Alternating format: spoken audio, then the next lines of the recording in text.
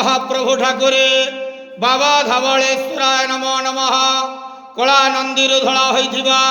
बाबा धवलेश्वराय नमो नमः दीपं यदि परम ब्रह्मा दीपं यदि जनार्दनः दीपहरत मे पापो पूजा दीप नमस्तुते बाबा धवलेश्वर महाप्रभु संसार सुखी रखंतु। आज शुभ शनिवार रे समस्त श्रद्धालु भक्त मान को आशीर्वाद करंतु मनस्कामना पूर्ण करंतु कर्म क्षेत्र उन्नति करंतु ग्रह रिष्टमान खंडन करंतु जगतर मंगल करंतु विश्वर कल्याण करंतु आपणकर नाम प्रकाश करंतु सेवकर डाक श्रवण करंतु समस्त गुआवसा भक्त मानकर मनस्कामना पूर्ण करंतु बाबा धवलेश्वराय नमो नमः